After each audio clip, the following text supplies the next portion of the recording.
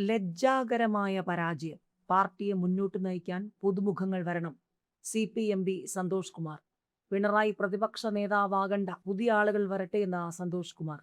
നിയമസഭാ തെരഞ്ഞെടുപ്പിൽ സംസ്ഥാനത്ത് LDFന് നേരിടേണ്ടി വന്നത് ലജ്ജാകരമായ പരാജയമെന്ന CPMB സന്തോഷ് കുമാർ. പാർട്ടിയെ ഇനി മുന്നോട്ട് നയിക്കേണ്ടത് പുതുമുഖങ്ങളായിരിക്കണമെന്നും പ്രതിപക്ഷ നേതാവായി പിണറായിക്ക് പകരം പുതുമുഖം വരണമെന്നും അദ്ദേഹം അഭിപ്രായപ്പെട്ടു.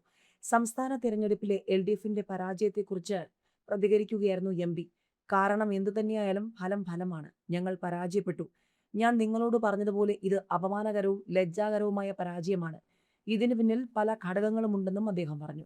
സർക്കാരിന്റെ പ്രവർത്തനം ഒരു തരത്തിൽ മികച്ചതായിരുന്നു. പക്ഷേ നിർഭാഗ്യവശാൽ ചില പ്രശ്നങ്ങൾ മനസ്സിലാക്കാനോ അവ പരിഹരിക്കാനോ ഞങ്ങൾക്ക് സാധിച്ചില്ല. ഈ വിഷയങ്ങളെക്കുറിച്ചെല്ലാം ഇടതുപക്ഷം ഇപ്പോൾ ഗൗരവമായി ചർച്ച നടത്തിക്കൊണ്ടിരിക്കുകയാണെന്നും അദ്ദേഹം പറഞ്ഞു. ഈ പരാജയം ഞങ്ങൾ അംഗീകരിക്കുന്നു. അതേസമയം തന്നെ ഇത്ര വലിയ ഒരു തിരിച്ചടി പ്രതീക്ഷിച്ചിരുന്നില്ല. പാർട്ടിയെ മുന്നോട്ട് നയിക്കാൻ പുതിയ മുഖങ്ങൾ വരണമെന്നാണ് എന്റെ അഭിപ്രായം. പ്രതിപക്ഷത്തേക്ക് പുതിയ നേതാക്കൾ വരണം. പുതിയ പ്രതിപക്ഷ നേതാവ് വരണം. പ്രതിപക്ഷ നേതാവ് CPMന്റെ ഭാഗത്തു നിന്നും ഉപപ്രതിപക്ഷ നേതാവ് CPയിൽ നിന്നായിരിക്കും ഉണ്ടാവുക എന്നാണ് പ്രതീക്ഷിക്കുന്നതെന്നും അദ്ദേഹം കൂട്ടിച്ചേർത്തു.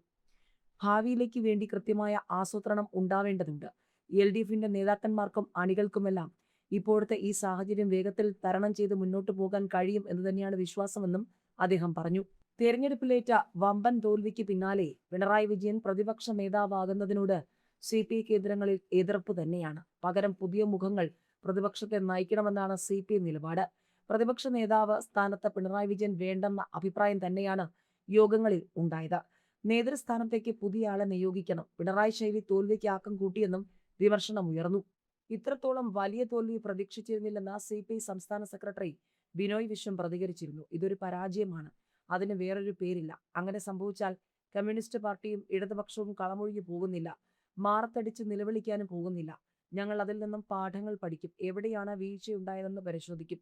മാറ്റങ്ങൾ വരുത്തും, തിരുത്തലുകൾ വരുത്തുമെന്ന് ബിനോയ് വിശ്വം പറഞ്ഞു. അതേസമയം പ്രതിപക്ഷ നേതൃസ്ഥാനത്തേക്ക് CPM സംസ്ഥാന സെക്രട്ടേറിയറ്റിൽ പിണറായി വിജയന് പൂർണ്ണ പിന്തുണയാണ് ലഭിച്ചത്.